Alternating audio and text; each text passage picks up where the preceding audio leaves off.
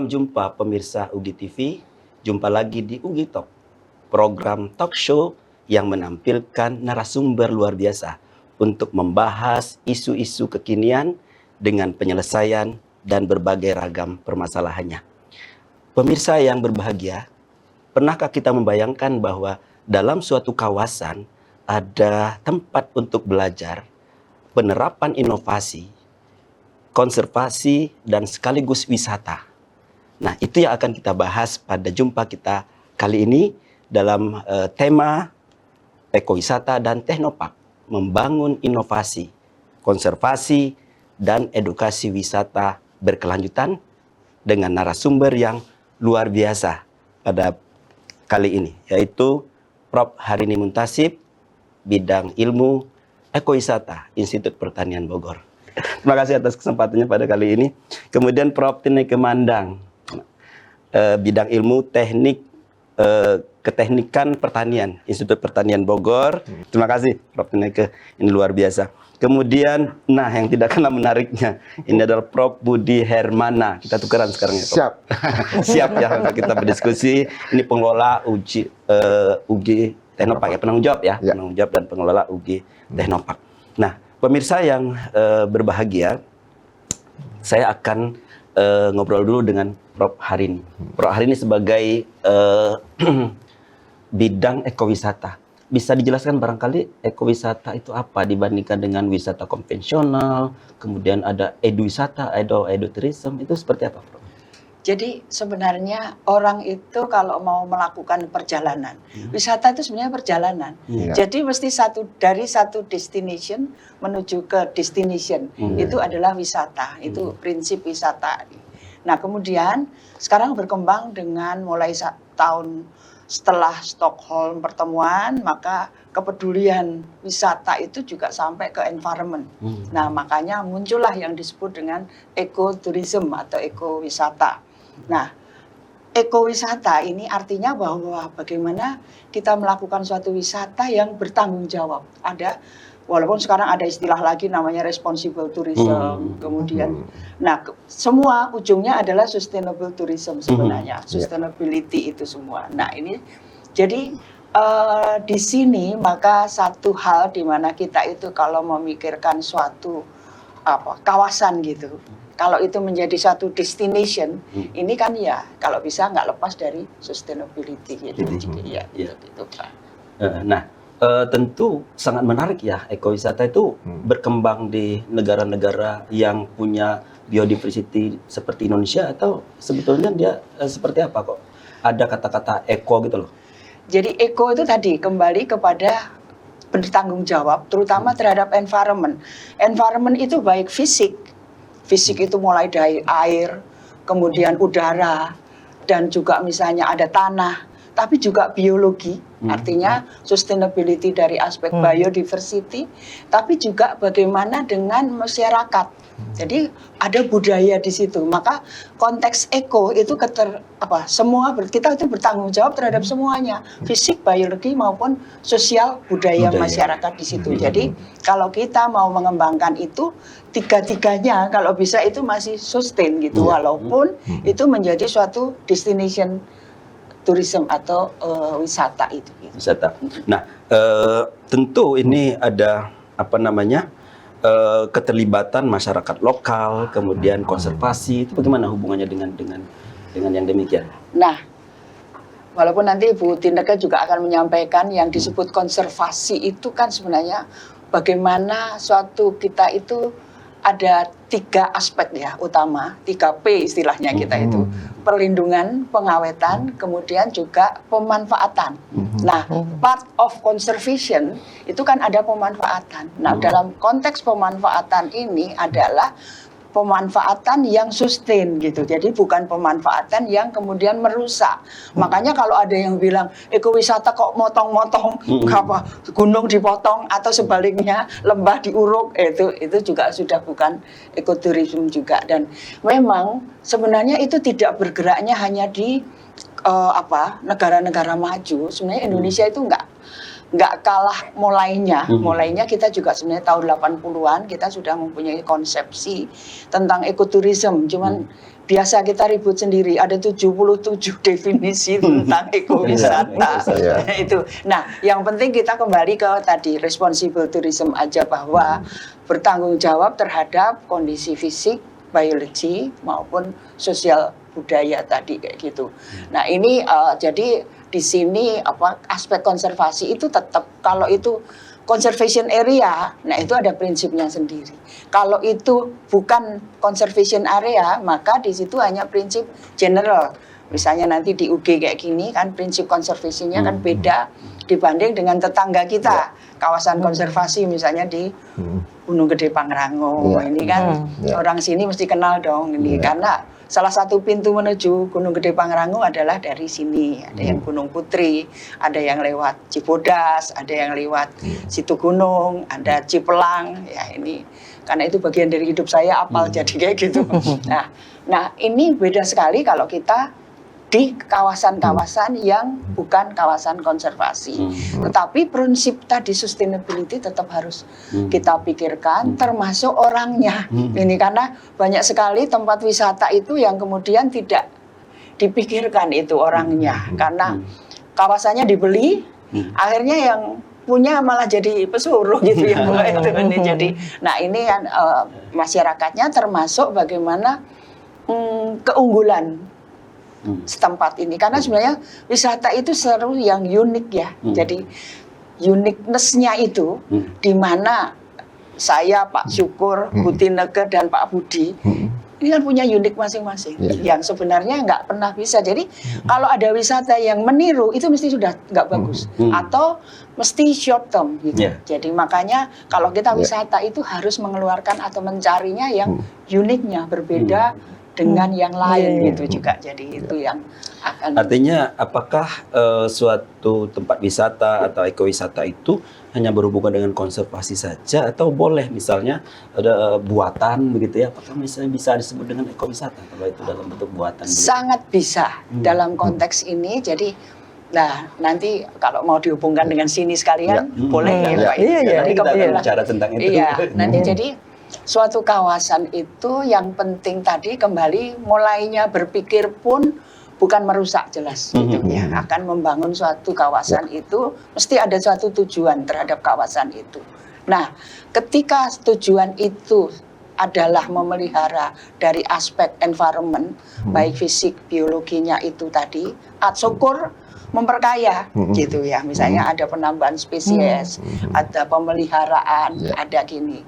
Terus apalagi memanfaatkan resource yang tadinya kurang termanfaatkan menjadi meningkat permanfaatannya, atau yang tadinya nggak diperhatikan orang itu menjadi diperhatikan. Nah, dari sesuatu yang kelihatannya misalnya juga termasuk ke masyarakat gitu. Misalnya ada makanan yang nggak tahu itu asli nggak, kemarin itu aku dapat makan di sini kok kayak cireng tapi kok lembut kayak gitu ini. Apakah ini khas di sini misalnya kayak gitu.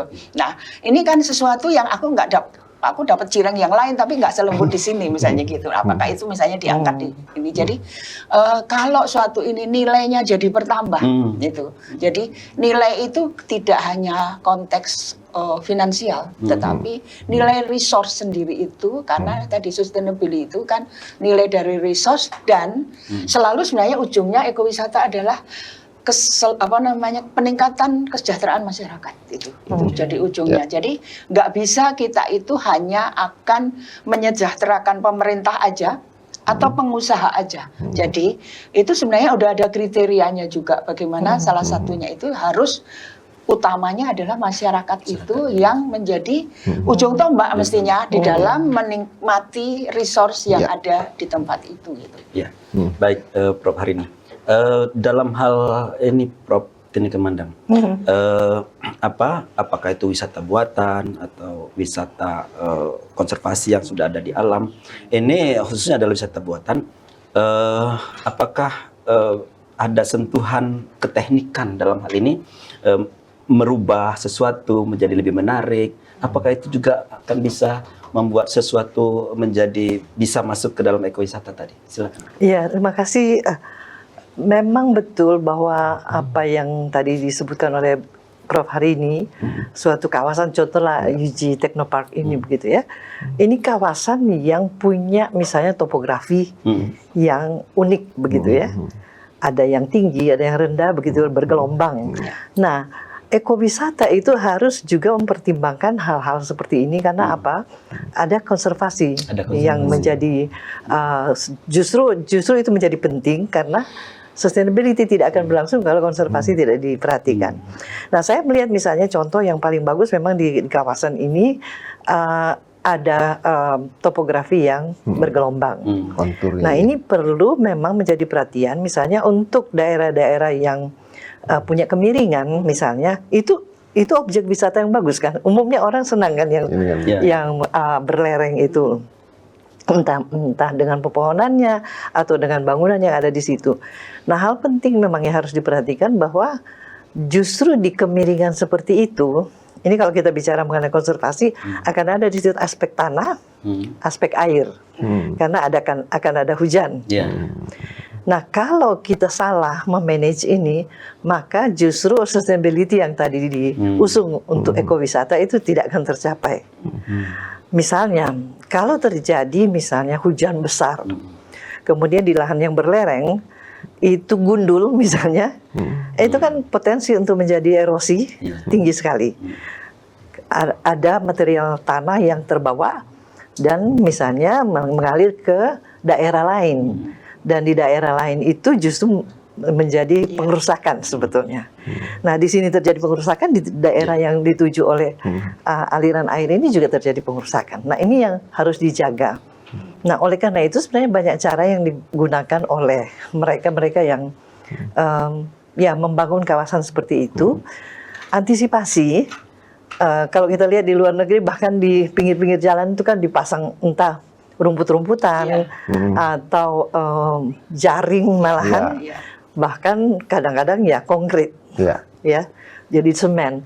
Nah, kita sih berharap kalau kawasan wisata begitu jangan pakai konkret. Jadi dengan tanaman saja sudah cukup bagus gitu ya.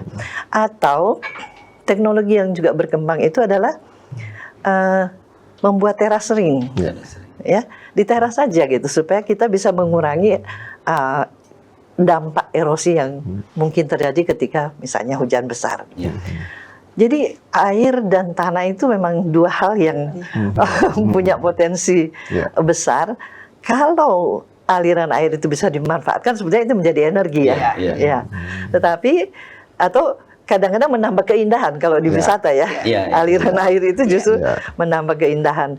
Tetapi kalau kita tidak manage dengan baik, maka itu justru menjadi musibah karena akan mengikis tanah yang ada di permukaan di daerah kemiringan itu, kemudian ya pasti merusak. Dan kalau di situ ada budidaya atau ada pohon-pohon, maka kesuburannya kan akan berkurang.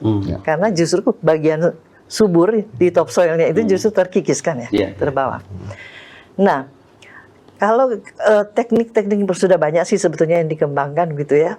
Tetapi kita sih berharap kalau di daerah wisata itu jangan terlalu banyak campur tangan teknologi yang modern dalam arti memasukkan hal-hal yang tidak bisa kita kuasai sebetulnya, sehingga memang kelihatan modern begitu, tapi sebenarnya kita tidak kuasai sehingga justru merusak ya. Banyak hal misalnya kalau di kawasan ini saya lihat kan ada lahan berlereng, kemudian ada lahan sawah ya. Sawah. Danau. Iya, ada danau juga. Nah, danau kan kita berharap dia bersih, gitu ya. Tetapi dengan adanya erosi yang terbawa dari lahan lereng itu mengalirnya kan ke daerah rendah. Itu membuat danau itu menjadi kotor. Itu sebagai destinasi wisata menjadi kurang bagus kan, tidak menarik lagi gitu. Dan itu dinilai salah begitu. Kemudian terkait dengan lahan persawahan, lahan datar misalnya, itu juga satu kawasan, terutama UG Technopark ini saya senang karena di situ ada sawah. Yang bikin juga menarik kan ya. Jadi selain pohon-pohon yang tinggi-tinggi juga ada sawah yang kalau ada padi di situ bisa kelihatan hijau dan ya terkesan memang terpelihara dengan baik. Nah ini kalau di situ mau diterapkan teknologi, saya nggak tahu ya di UG Teknopark ini apakah sudah menggunakan mesin-mesin pertanian. Nah terbatas. Jadi jangan terlalu intensif. Jangan terlalu intensif karena sebenarnya sifat intensifnya itu kadang-kadang justru merusak struktur tanah sawah itu, gitu ya. Jadi betul-betul harus dibatasi. Memang perlu dikaji betul karena kalau sawah itu sangat unik karena dia sebenarnya kan di bawah itu, di lapisan bawah itu ada yang namanya hardpan. Jadi kalau mesin-mesin masuk di situ, mesin itu seberapa dalam dia bisa napak di sawah. Nah, lapisan padat itu sebenarnya menjadi tapaknya si mesin-mesin itu. Memang kalau kita menggunakan mesin-mesin yang sesuai dengan kedalaman tapak ini, itu akan bagus hasilnya. Tetapi kalau tidak, tapaknya itu terlalu dalam, itu tenggelam kan mesinnya. Jadi sebagai destinasi wisata menjadi tidak menarik kan ya. Oh ini ada kesalahan di sini. Nah tetapi kalau mau dibuat menarik memang harus diatur supaya ukuran mesin yang masuk di situ. Nah di UG Teknopark ini saya berharap begitu ya. Kalau memang mau menggunakan teknologi itu mulai dari pengolahan tanahnya, penyiapan lahannya, kemudian penanaman, kemudian pemeliharaan sampai pada panen itu akan menarik memang. Jadi apalagi kalau masuk edukasi. Nah, itu yang saya ingin tekankan. Jadi dengan demikian maka sebetulnya bisa saja kita kombinasikan ya antara kebutuhan wisata, kebutuhan konservasi dengan edukasi gitu. Terutama misalnya teknologi kekinian gitu kan.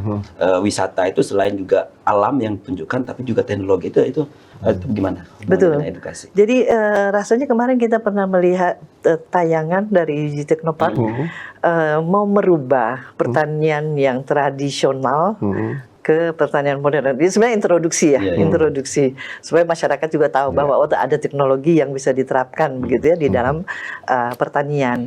Nah itu sebagai edukasi bagus. Tetapi harus diperhatikan betul jangan sampai justru contoh yang kita ingin berikan ada transformasi budidaya misalnya dari yang tradisional menjadi modern itu, tetapi kemudian salah dan itu dilihat oleh masyarakat, dicontoh oleh masyarakat. Jadi itu harus hati-hati juga gitu. Jadi bagaimanapun juga penerapan teknologi yang kita hasilkan harus disesuaikan dengan kondisi yang ada di situ ya. Kalau misalnya lahan sawah kita mungkin beda dengan yang di luar, betul. Kedalaman baja, kedalaman yang pengolahan tanah itu harus juga memperhatikan. Kalau sampai menggali yang bagian lapisan yang harusnya kedap air, ya hilanglah sawahnya. Jadi air itu tidak akan menggenang, padahal sawah memerlukan genangan. Padi sawah memerlukan genangan. Saya akan berikan contoh ya. Dan ini sering saya sampaikan karena apa? Memang menjadi contoh masyarakat yang ternyata salah. Pada waktu itu ada dari luar negeri untuk mengintroduksi alat tanam padi, transplanter ya. Nah, dengan ukuran tertentu. Nah, rupanya tidak dikaji dulu kedalaman hardpan yang tadi saya katakan itu. Sehingga ketika demo, dan itu sudah mengundang masyarakat, petani-petani sudah berkumpul begitu. Ketika demo, justru penanamannya itu tidak berhasil karena tenggelam semua padinya. Karena hardpan-nya itu dalam alatnya itu dangkal gitu, rodanya itu, ukuran rodanya itu tidak sesuai sehingga malah jadi tenggelam semua bibit padinya itu. Kan masyarakat jadi lihat, loh kalau begitu menggunakan teknologi modern itu nggak benar juga gitu. Tidak menjamin keberhasilan.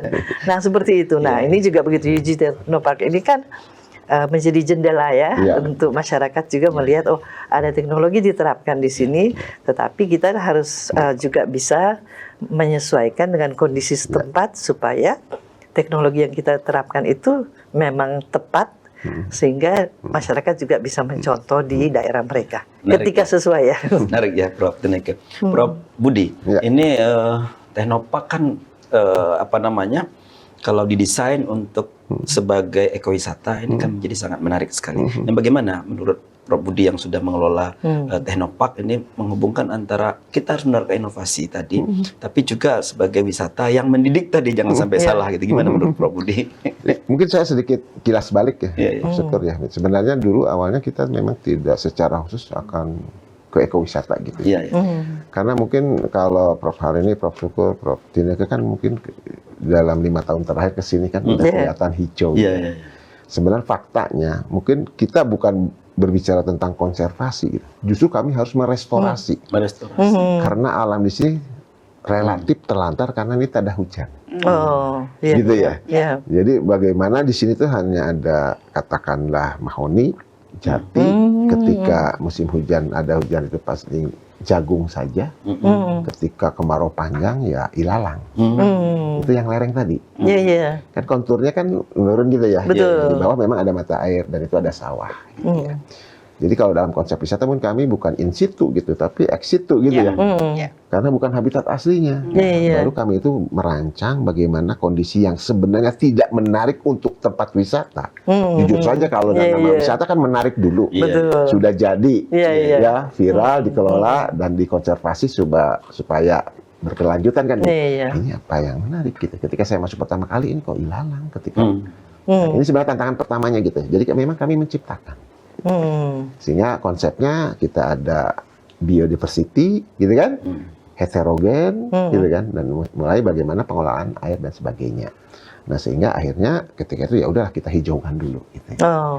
Kita hijaukan dulu. Kita buat master plan, ada zonasi karena kita konsepnya arboretum, tapi tetap bahwa sebagai pariwisata untuk pendidikan itu dari awal memang sudah menjadi trigger karena diinisiasi Teknopark itu oleh prodi baru ketika itu. Ada 2 yang utama ketika itu yang menjadi trigger, agroteknologi dan pariwisata, prodinya gitu ya. Nah kami harus punya kawasan nih. Gitu. Nah akhirnya kami bergerak ke sini. Akhirnya kita garap, kita restorasi, ya tentu dengan teknologi gitu sehingga semuanya akhirnya jadi hijau seperti ini.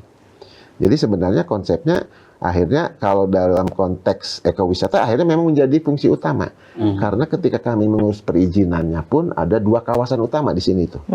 Kawasan pertama izinnya itu adalah riset dan pengembangan dan berkaitan dengan edukasi. Tetapi yang kedua adalah kawasan agrowisata. Ya. Dan karena mayoritas yang tadi padi itu sebelah bawah itu padi dan perda di sini pun harus diproteksi, lahan tersebut tidak boleh dikonversi. Dikonversi.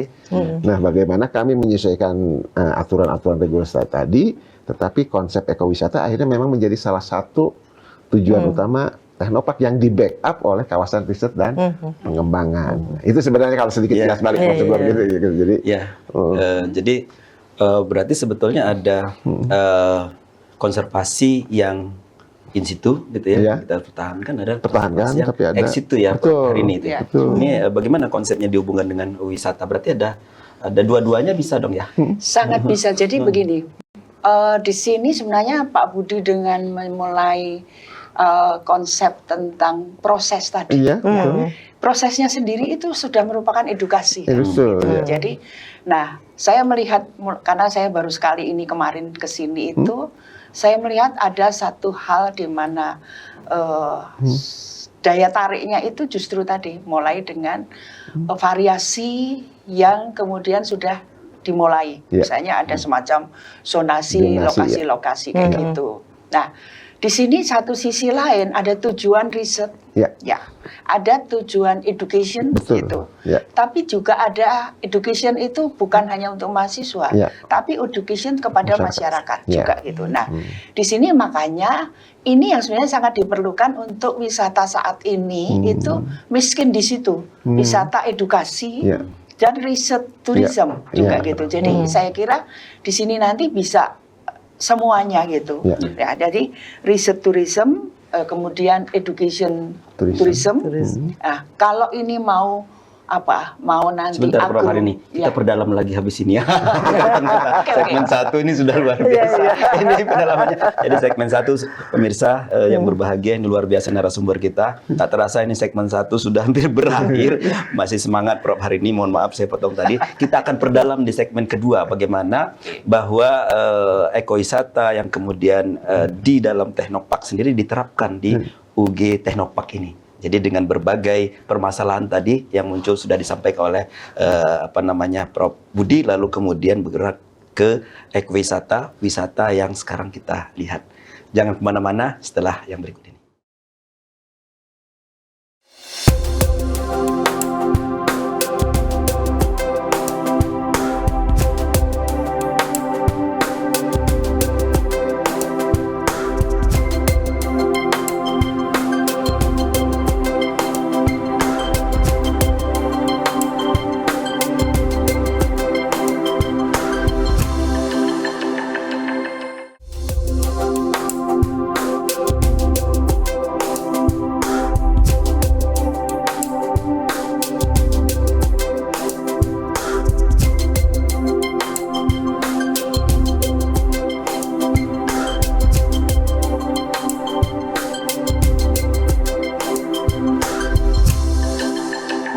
Pemirsa UGI TV yang berbahagia, kita kembali di UGI Talk, program talk show yang menampilkan narasumber-narasumber luar biasa untuk membahas isu-isu kekinian. Dan kita akan masuk kepada segmen kedua, kita lanjutkan tentang pembahasan kita untuk hubungan antara Teknopark dengan ekowisata. Tadi sudah dibahas oleh Prof. Harini, bagaimana bahwa Teknopark itu bisa didesain sedemikian rupa, mulai dari awal itu sudah mengarah bagaimana itu bisa digunakan untuk ekowisata. Silakan lanjutkan, Prof. Harini.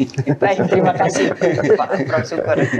Jadi ya tadi saya sampaikan ketika Pak Budi menyampaikan ada proses untuk nah proses ini kan tidak berhenti kan. Betul. Sampai sekarang juga terus. Masih, Jadi justru itu mungkin mulai sekarang itu proses itu juga didokumentasikan dalam artian karena gini, nanti pada titik tertentu justru sebelum orang itu masuk ke sini, ini ada satu tempat di mana orang itu melihat proses dulu. Ya sampai terjadinya kok ada catat Prof. Budi. Itu udah rekomendasi. ada roadmap. Teknoparknya itu kok bisa sampai seperti itu, why? Gitu. Kenapa kok sampai terjadi ini, sisi ini satu. Kedua juga ini. Jadi gini, semua yang di sini satu sisi program untuk edukasi itu bisa menjadi program.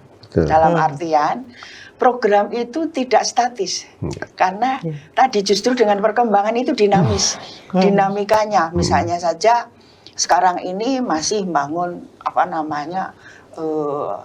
anggrek gitu, sampai anggrek jangan ditunjukkan hanya hasil akhir, tapi bagaimana proses itu, termasuk bagaimana edukasi supaya anggrek hidup. Termasuk tanaman buah-buahan, termasuk. Nah, ini dalam konteks edukasi itu supaya kalau nanti ada orang, jadi yang kita mungkin nanti bisa jual itu adalah wisata edukasi, di mana ini tantangan kita terhadap anak-anak muda ini kan bagaimana mereka ini akan mandiri konteks ini, tapi dia tahu bahwa bukan instan gitu loh, karena semua orang itu sekarang maunya kan instan gini, tapi dengan cara yang menarik. Nah, cara menarik itu adalah interpretation. Nah, bagaimana alam Yuji ini berbicara kepada pengunjung.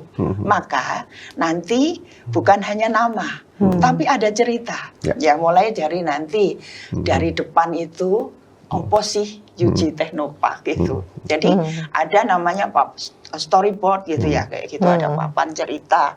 Itu bisa juga ini. Tapi bisa juga kita itu sekarang kan dengan teknologi pakai HP, orang jalan kayak orang mau lewat di Starbucks itu kan langsung ditawari kan gitu. Jadi bisa juga itu. Jadi kita melewati misalnya anggrek itu langsung masuk cerita tentang anggrek. Ini tantangan bagi teman-teman di sini juga kayak gitu itu. Nah, ini interpretasinya itu kayak gitu. Jadi semua nanti termasuk laki-laki kapan kita menjual. Gitu. Kapan menjual itu adalah gini, karena pasar itu juga dinamis. Sisi lain juga kita melihat pasar kita itu siapa juga. Kalau tadi saya bilang wisata yang orang mau tantangan seperti itu bukan hanya golongan sederhana. Tapi masyarakat di sini juga boleh. Tapi sisi lain juga ada kelompok tertentu yang nanti mungkin kepikir akan punya pemikiran-pemikiran untuk lebih maju kayak gini. Nah, ini pasar kita. Ya, jadi dari pengalaman kami, pasar kita itu jangan hanya nasional juga, gitu juga ini karena internasional kita juga bisa juga karena edukasi yang seperti ini dan ini kan lengkap gitu loh Pak. Jadi itu saya kira itu. Nah, satu lagi adalah riset tourism juga. Jadi Prof Syukur di sini mengembangkan dengan cabai-cabean. cabai-cabean. Berbagai cabai, berbagai cabai. Nah, ini kan juga ada nanti juga orang mungkin mulai dari level SMA ya gitu. Baru mungkin juga level berikutnya itu juga loh, ternyata ada ya cabai itu yang kok ada nilai kepedasan segini. Jadi nggak hanya mau makan mie gacoan aja level berapa, tapi dia akan memikir itu dari mana kan itu Pak, gitu dari ini. Nah, ini yang seperti itu makanya riset tourism. Nah, jadi education tourism itu juga sangat bagus, tapi juga proses dan tadi mulailah dengan alam berbicara kepada pengunjung step by step itu juga. Nah, itu. Saya kira itu Pak. Ya, baik Prof Harini. Nah, Prof Tineke, tadi sudah juga mencontohkan tentang bagaimana wisata di suatu teknopark dengan memanfaatkan teknologi. Nah, kalau kita bicara tentang menampilkan juga suatu proses, itu kira-kira bagaimana kita menerapkan teknologi yang ada agar pengunjung itu bisa tahu bahwa ini tuh prosesnya seperti ini loh. Dulu tuh tidak seperti ini. Nah, itu gimana itu Prof? Iya, saya tertarik tadi Prof Budi sudah menjelaskan bagaimana justru dari alam yang boleh dibilang hanya berisi alang-alang dan sebagainya kemudian dibuat ditata. Nah, sebenarnya proses itu juga perlu diceritakan supaya orang tahu bahwa ya tadi tidak instan sudah tahu-tahu sudah jadi seperti ini, tapi mereka tahu bahwa apa yang dikerjakan untuk membangun kawasan menjadi teknopark ini, proses itu. Nah, saya sih terpikir begini ya, ini lepas dari proses yang tadi untuk ekowisata, tapi saya tadinya berpikir karena ini kan untuk edukasi juga. Karena kebetulan UG Teknopark ini sudah mulai dengan memperkenalkan berbagai komoditi yang pastinya dibutuhkan masyarakat ya. Nah, kenapa tidak misalnya kalau kita mau ada unsur zero waste kemudian itu kan lingkungan juga sebetulnya ya. Jadi semua bisa dimanfaatkan. Saya contoh yang saya perhatikan di bawah pohon-pohon itu kan banyak daun-daun. Itu bukan tidak berguna, tetapi kalau itu dibiarkan di situ, itu sebenarnya menjadi bahan penutup tanah yang akan tadi mencegah erosi, gitu ya. Tetapi kalau itu mau dimanfaatkan kan bisa jadi pupuk, jadi kompos. Itu salah satu. Itu bisa. Jadi masyarakat juga bisa tahu, oh ternyata yang begini-begini pun tidak kemudian menjadi sampah. Kita kan selalu nyapu nyapu halaman, justru dibuang kan ya. Padahal itu bisa jadi. Itu salah satu. Kemudian yang lain yang saya juga ingin supaya kalau nanti ada pengembangan ke depan, jadi dari hulu ke hilir. Jadi mulai dari budidaya, karena sudah diperkenankan kan budidaya tanaman, berbagai tanaman herbal, tanaman ini pangan, itu sampai ke bentuk jadi. Nah, itu menjadi lengkap di Teknopark ini. Di situ bisa ditunjukkan teknologi bagaimana proses pembuatan mulai dari mungkin beras padi dari budidayanya ada di situ dicontohkan, kemudian dipanen, kemudian diolah begitu sampai kemudian menjadi apa begitu nantinya.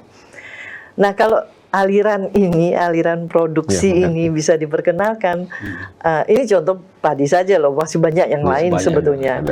Itu bukan untuk bisnis ya, tetapi untuk edukasi. Ya, karena ini kan bukan untuk produksi komersial, tetapi untuk edukasi. Jadi menjadi semakin lengkap Teknopark ini, namanya juga Teknopark kan ya. Jadi banyak hal memang yang bisa menjadi objek edukasi di sini. Jadi karena dimulai dengan tanaman-tanaman, ini mau diapakan? Apakah penghias saja, gitu ya? Kan tadi ekowisata memang betul menyajikan keindahan itu betul. Tetapi kalau dia menjadi tanaman yang berguna, maka bagus juga kalau kita tunjukkan bahwa ini kalau diolah sampai kemudian menjadi sesuatu yang bisa disajikan di atas meja makan, itu kan menjadi semakin menarik. Nah itu, tapi ya itu tadi, memang semua butuh tadi kalau penelitian ya. Perlu penelitian, karena ini edukasi, jadi harus memberikan contoh kepada masyarakat juga kan, bahwa tidak langsung instan jadi, tetapi memang ada proses yang harus dilakukan. Maka tadi tema kita itu inovasi, kemudian konservasi, edukasi, wisata. Betul. Prof Budi, menarik tadi disampaikan oleh Prof Tineke dan Prof Harini. Bagaimana Teknopark itu apakah sudah ada dalam perencanaan, akan atau bagaimana ini Prof Budi? Silakan. Menarik ya, tadi masukannya. Jadi sebenarnya kita sudah dan mulai diperkuat ke sana ya. Jadi ada dua konsep utama yang kita terapkan di sini. Pertama adalah shortest food supply chain, rantai pasok yang terpendek. Betul.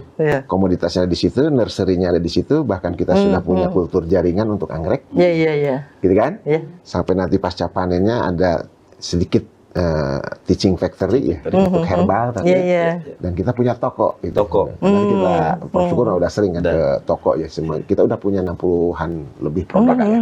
Tetapi belum yang high end ya. Jadi masih simplicia, minuman fungsional. Nanti mungkin tahun ini mudah-mudahan kita mulai ke isolasi senyawa aktif dan sebagainya. Gitu. Karena kami punya farmasi gitu ya. Itu konsep yang pertama. Memang menarik sehingga daya tarik kita adalah tanamannya ada di situ. Iya. Panennya kita lihat, gitu kan, ada pengaringnya ada di teaching factory. Gitu. Untuk isolasinya juga kami ada, pengemasannya ada dan sebagainya. Bahkan sampai ke tokonya. Tokonya untuk belajar. Tapi itu baru yang berbasis herbal, mungkin juga yang Prof syukur, yang cabai. Cabai itu menarik. Ada produk namanya caper, bukan cari perhatian, tapi capsicum powder. Sebenarnya bubuk cabai gitu kan. Kadang-kadang namanya kita kan cuma guyonan, tapi ternyata itu menjadi brand ya, kekuatan brand itu penting gitu ya. Sehingga semuanya itu ada namanya ya, ada teh celup marigold, teh celup bunga kelor ya, teh kelor dengan stevia dan sebagainya. Telang juga ada. Ya, tapi belum semua komoditas. Kami perlu belajar, sehingga kenapa kami juga kerjasama dengan IPB juga ya, dengan dengan Fakultas Pertanian, karena kami kan agroteknologi, mungkin cenderung ke teknologi ya, perspektifnya gitu ya. Tetapi ahli budidayanya kan kami belum ada gitu. Kenapa kami pun belajar dari PB gitu, sehingga kenapa kerjasama ya. Tapi itu konsep yang pertama. Kemudian yang kedua adalah integrasi on farm sama off farm. Nah, tetapi dalam rantai pasok yang pendek gitu. Sehingga semua komoditas yang ada di toko itu ada semuanya ditanam di sini, gitu kan. Tapi ya belum semua komoditas gitu. Tapi itu menarik ya. Jadi artinya dua konsep itu kami coba terapkan. Cuma memang keterbatasannya, walaupun lahannya luas gitu ya, sehingga ada masukan nih harusnya homogen aja supaya produksinya massal. Wah enggak. Kita skala kecil untuk edukasi kan gitu ya. Betul. Karena nggak mungkin kita itu untuk seperti industri gitu kan. Dan sehingga saya sepakat ketika sawah pun memang kita tidak seberapa intensifnya penerapan teknologi pengolahannya pun kami batasi. Itu hanya showcase aja. Tapi kan kami harus mempelajari semua spektrum teknologi pertanian ya. Tapi showcase, miniatur, simulasi, ada bendungan itu. Jadi memang hanya simulator aja untuk memperkenalkan ke. Tapi ketika dipraktikkan dalam hal yang sesungguhnya, kan masalah transfer knowledge, transfer teknologi itu kan masalah lain juga ya. Tidak mudah petani itu. Betul. Sehingga yang sawah itu sebenarnya adalah dirawat, dikonsesi oleh masyarakat sekitar.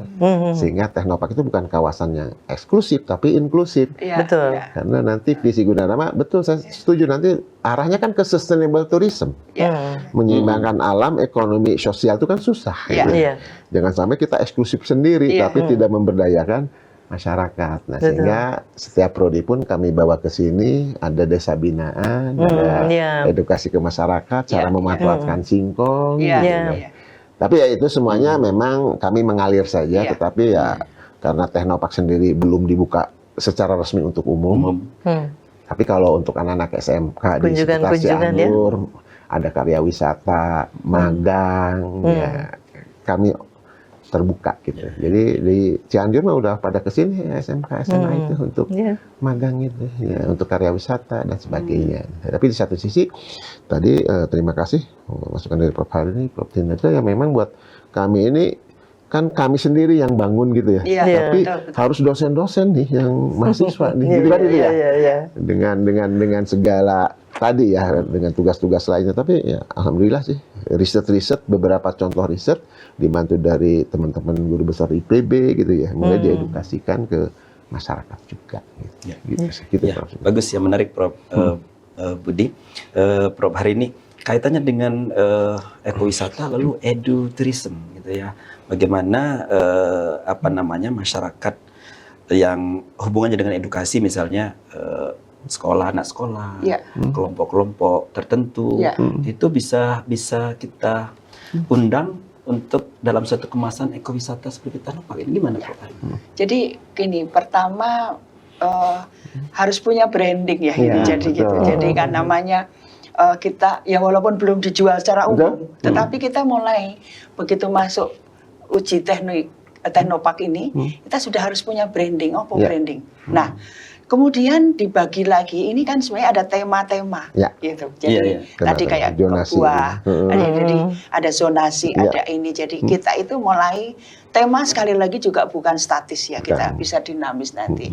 Nah, ini adalah langkah kita menuju kepada tadi edukasi, walaupun step by step itu gimana itu. Nah, ini nanti kita itu tema misalnya saja sekarang baru mulai nanam anggrek gitu. Itu tema itu boleh berubah-ubah. Ya. Tapi kalau topik besarnya, Ya. brandingnya kalau bisa mantap gitu Ya. loh. Ya, ini jadi orang langsung uji Teknopark itu apa sih gitu. Ya. Itu sudah menjadi brandingnya gitu. Jadi kayak begitu kita melihat tulip itu kan langsung Belanda, Ya. walaupun itu asalnya dari Turki Turki. gitu kayak gitu Iya. misalnya. Iya. Jadi negara tulip kayak gitu. Nah, ini membuat branding ini mesti bersama, terutama para pengelola uji Teknopark ini untuk, dan termasuk yang jelas Bu Margi itu sih sebenarnya yang aku makan. Ini kan merupakan kebanggaan kan nanti Ya. apa itu. Ini jadi tolong dibangun dulu itu. Branding dalam artian bisa branding jangka panjang, bisa branding part per tahun aja. Tahun ini kita branding temanya, apa gitu ya, kalau tema itu nanti dinamis Pak. Hmm. Jadi misalnya lagi panen cabai, ya kita temanya baru cabai gitu loh yang diangkat gitu. Iya. Karena misalnya bulan ini adalah panen cabai gitu misalnya. Jadi tema itu, nah nanti karena ini riset ya, jadi tema itu makanya setiap tahun itu kalau bisa kan kita menentukan tema-tema itu berdasarkan time schedule-nya, termasuk dalam konteks penelitiannya Iya. ini gitu. Jadi Seperti tulip itu lagi bunga tulip. iya, tulip gitu. itu kan Maret April gitu misalnya. Nah, ini misalnya panen cabai bulan nopo gitu. Jadi ada semacam ya tadi time schedule-nya. Kalau mau lihat Teknopark, tapi ada waktu libur. Dalam artian di sini ya satu sisi bernafas gitu, satu sisi juga supaya kunjungan Jangan Iya, kebablasan iya, ya. satu sisi Jangan makanya. kebablasan ya Prof ini. Satu. Malam pun jadi buka gitu. Sisi lain ini orang itu kalau ada jual mahal kan menarik gitu loh, jadi gitu. Tapi kalau jadi kita ada periode ya tidak semuanya terisi, apalagi sekarang ini gitu. Termasuk membatasi pengunjung. Ya, jadi kalaupun nanti sampai memulai, jangan terlalu, dan jangan jual murah Pak. Nah, Jual kalau mau menjual free boleh, tapi jangan jual murah. Begitu kita mau menjual, kita harus lumayan. Karena orang Indonesia itu menghargai yang tinggi malah gitu. Tapi kalau kita mau mulai menjual, tapi kalau memang misalnya masih sekarang pelayanan kepada masyarakat, kita kan masih free, Yeah. itu malah nggak apa-apa. Tapi kalau sudah sampai kita itu memulai itu karena ya tadi satu sisi, ya makanya mohon memang branding, terus nanti step by step itu sekaligus. Nanti ada dosen, kalau pariwisata itu kan hospitality. Ya, Hospitality. tapi hospitality di sini adalah bukan hanya hospitality dalam konteks pelayanan terhadap pengunjung atau aku hanya melayani, tapi aku tahu resourceku. Gitu. Jadi penguatannya tadi misalnya cerita dari yang Bu Tineke tadi, ataupun cerita dari saya, atau nanti para peneliti ini, itu menjadi basic knowledge, di mana mereka nanti akan, kalau ditanya, tadi saya tanya aja misalnya tentang cabai margi berapa, kan udah ditanya itu, nah why kok itu disebut cabai marki Marki. misalnya gitu itu kan jadi ya bisa cerita gitu ini gitu Pak Sugeng. Jadi ini saya kira jadi nah ini tidak bisa sekali jadi kan itu sekali lagi sama proses gitu kalau ini dan tiap periodik gitu apakah itu ada evaluasi termasuk nanti ini saya kira semacam social capital di sini itu lumayan bagus karena saya lihat baik dosen yang di sini, teman-teman di sini, sampai para yang melayani kita, itu udah welcome-nya luar biasa. Itu adalah social capital. Nah, tinggal ditambahkan sedikit knowledge juga.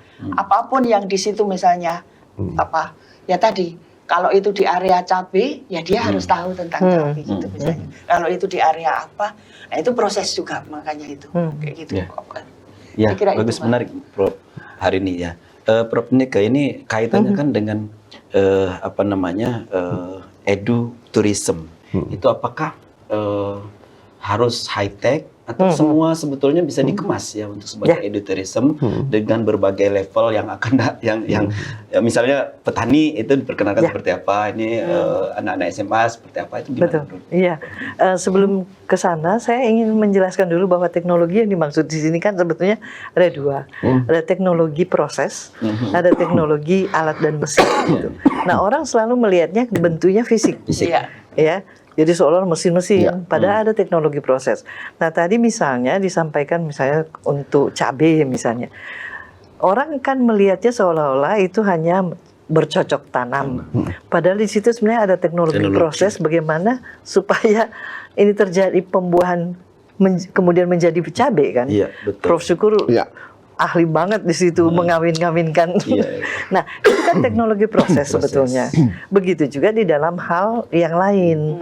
Jadi teknologi itu bukan hanya mesin, supaya jangan salah interpretasi seolah-olah modernisasi modernisasi itu juga hanya bagian pada dari edutourism kayaknya ya, untuk menjelaskan bahwa teknologi itu bukan berarti harus ini loh, bukan harus artificial intelligence saja gitu kan. Betul, IoT. Gitu. Jadi memang perlu penyesuaian. Jadi misalnya ini kawasan UG Technopark ini ada mungkin yang memang penekanannya pada teknologi proses seperti tadi gitu ya. Anggrek misalnya, kok tiba-tiba jadi bagus semua kan tidak juga hanya dengan pupuk. Padahal dia ada perlu penyinaran matahari dan sebagainya. Itu kan proses ya sebetulnya. Nah, kalau mesin memang orang bisa lihat, sehingga seolah-olah bangga kalau menggunakan ini. Padahal tidak selalu harus begitu. Tadi anggrek tadi kelihatannya kan dengan ditempel saja di hutan jati, mikronya kita cocok. Betul. Prosesnya tidak yang rumit sekali gitu ya. Betul. Kadang kan kita tidak perlu melakukan pemupukan di sana karena kita bisa nangkap dari alam. Betul. Gitu. Itu bagian dari wisata juga kelihatannya. Betul. Jadi kalau di ke mata masyarakat itu sesuatu memang harus dibedakan antara yang fisik, mesin gitu ya dengan yang proses tadi. Jadi dua-duanya memang di Technopark ini pasti sudah disiapkan. Disiapkan. Iya. Gitu ya. Dan seperti misalnya tadi kan ada post harvest ya. Post harvest itu kan sebenarnya juga misalnya pengeringan aja kan itu sebenarnya sudah pasca panen. Ya, mengeringan. Dan apakah kita selalu harus mengintroduksi mesin yang modern? Padahal ini kan edukasi. Tidak harus juga dengan mesin yang canggih sekali, tetapi justru yang penting di situ bagaimana si bahan ini harus dikeringkan supaya lebih awet misalnya, atau dia harus dikeringkan karena akan diproses lebih berikutnya. Tadi misalnya herbal daun itu harus dikeringkan sampai berapa derajat, seberapa persen kadar airnya supaya bisa digiling begitu kan ya, sehingga menghasilkan bubuk yang siap dikonsumsi. Nah, itu kan teknologi proses ya. Jadi tidak selalu teknologi itu kemudian yang modern, canggih, tidak harus begitu. Ada penyesuaian. Makanya sebetulnya yang sering kita usung sebetulnya appropriate technology. Jadi teknologinya memang yang disesuaikan dengan kondisi setempat. Tidak dipaksakan yang itu. Beda kalau di industri mungkin mereka justru mengusung supaya masyarakat mendapatkan kesan hebat gitu ya, sehingga itu yang diusung. Tapi kalau di kawasan seperti ini justru kan lebih penekanannya pada edukasi. Edukasi. Iya. Ya, Prof Budi, setengah menit saja barangkali. Ini kaitannya dengan banyak pertanyaan juga kaitan edutourism tadi. Banyak yang sudah menanyakan, ini kapan sih dibuka untuk umum? Kira-kira memungkinkan nggak? Kira-kira ada timeline? Dalam jangka panjang sih ada ide ke arah sana. Tetapi tetap bahwa ini kan kawasan dalam tanda kutip ekowisata yang dikelola oleh lembaga pendidikan. Pendidikan, iya. Jadi ada fungsi internalnya Ada juga, fungsi internalnya di mana diintegrasikan ke pelaksanaan Tridharma perguruan tinggi. Iya. Ya. Jadi misi utama tetap itu yang kami jaga gitu ya. Tetapi kalau toh nanti ada sisi yang bisa dibuka untuk umum pun kami batasi untuk edukasi publik. Edukasi Iya. publik. Dan itu pun kami tidak dalam tanda konteks dikomersialisasi sampai saat ini gitu Iya, ya. iya. Tetapi ya kita nggak tahu ke depannya gitu. seperti apa. Tapi yang terpenting kita harus punya milestone gitu ya. Iya. Tahapan-tahapannya Iya, tadi betul. termasuk tadi masukan dari Prof Tina ke Prof Harini itu memang kami punya master plan. Ya. Ada master plan untuk 63 hektar zonasi ada 17. IPAL-nya di mana untuk Ya, pertanian betul. organik percontohan, Betul. composting di mana, itu lokasinya udah ada gitu. Tapi ya mudah-mudahan ya kami dengan masukan-masukan diskusi ini tentu inginnya sih ada percepatan. Tapi sekali lagi riset tourism, edutourism itu sebenarnya untuk sementara kami coba ke internal dulu, Internal dulu. tetapi ke wilayah Cianjur pun tadi SMK itu memang kami Sudah. terbuka. Itu. Luar biasa. Ya, pemirsa yang berbahagia, tak terasa 1 jam ya kita sudah berdiskusi tentang ekowisata dan teknopark. Dan ternyata teknopark itu bisa didesain tidak hanya untuk penerapan teknologi inovasi, tapi juga bisa didesain untuk bagaimana menjadi suatu wisata yang menarik, ya edutourism, dan juga yang tidak kalah pentingnya adalah semua yang terjadi di dalam suatu teknopark itu menjadi informasi yang menarik bagi para wisatawan, mulai dari proses bagaimana berdirinya teknopark sampai yang terjadi saat ini, tidak hanya yang terlihat pada saat ini saja, tapi sepanjang perjalanan teknopark itu berdiri. Demikian saya kira jumpa kita di UG Talk, dan sampai jumpa di lain kesempatan dengan tema-tema yang pasti selalu menarik. Demikian, terima kasih. Sampai jumpa di lain kesempatan.